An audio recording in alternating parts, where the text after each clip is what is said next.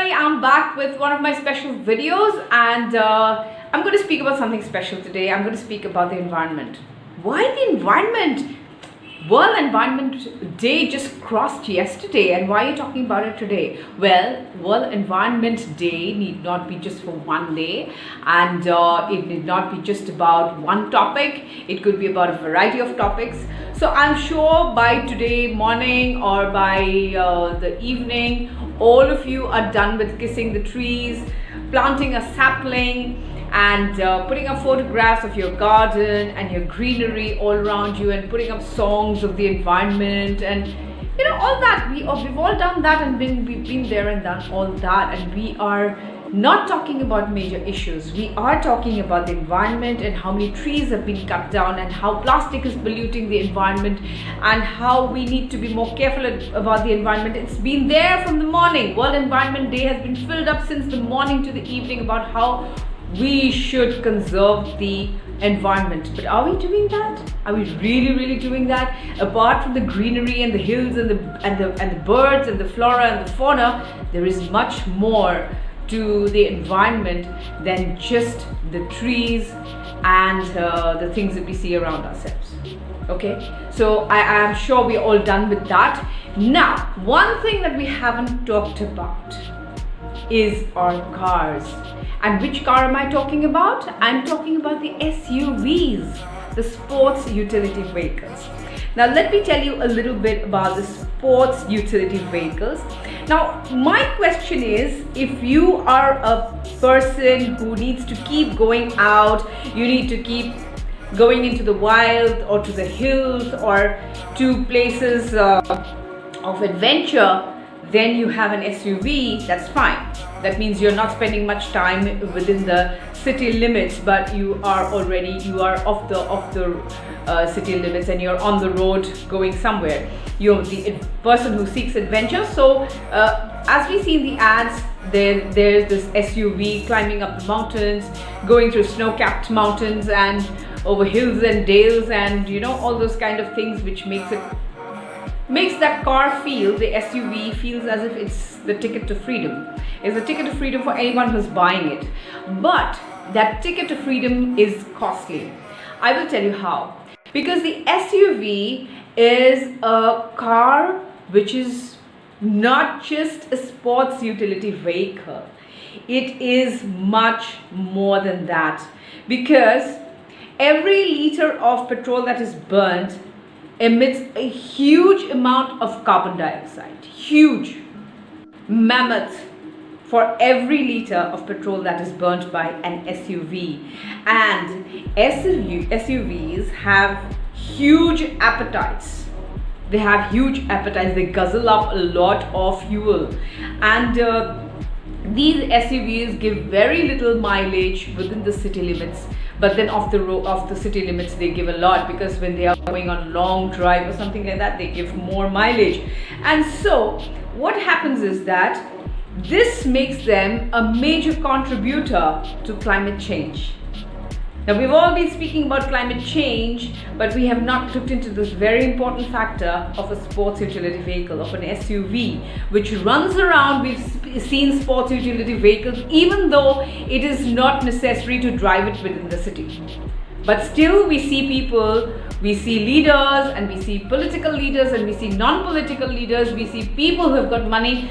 They are driving these cars because they have no idea that they are actually debilitating, they are destroying the environment in a way which they don't know, because they don't have that knowledge, right?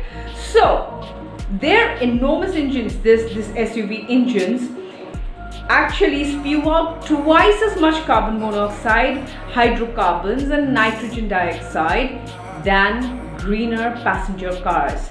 And these chemicals cause ozone and other pollutants to build up around cities, leading to poor air quality, which in turn causes people to suffer from headaches, eyes and throat irritations, and in the long run, lung damage.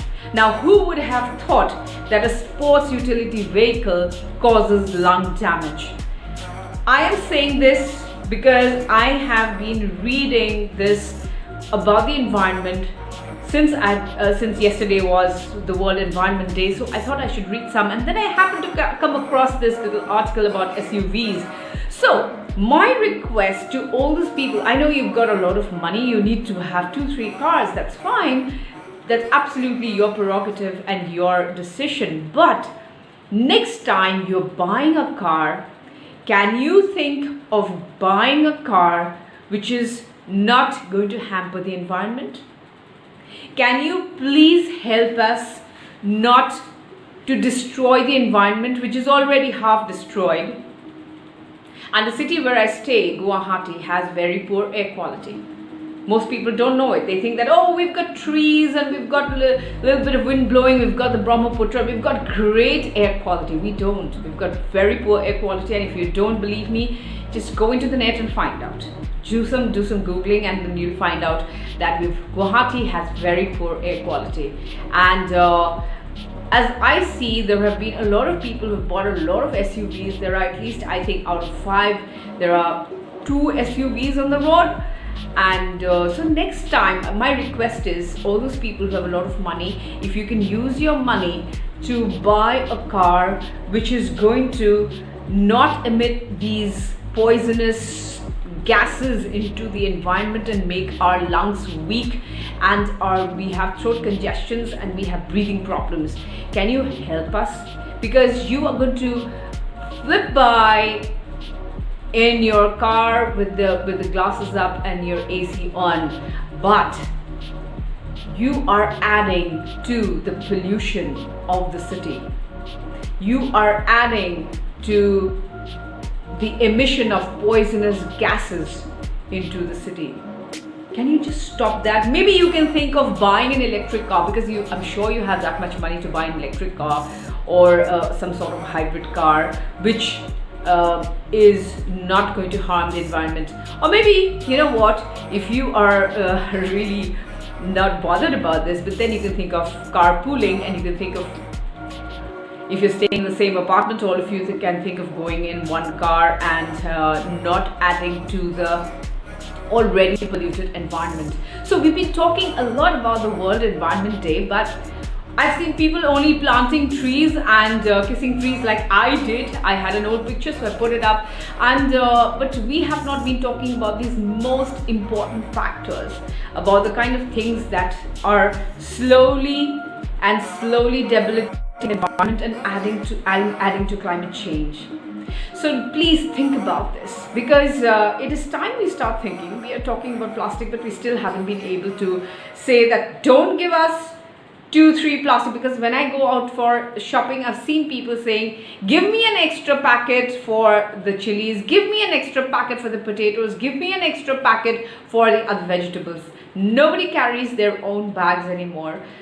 All those things, that fad which had happened in the past, and nobody is doing that again. We are all throwing up plastics into the drains and it's clogging up our drains and everything. So next time you speak about the environment, just don't think about putting up pictures only on social media.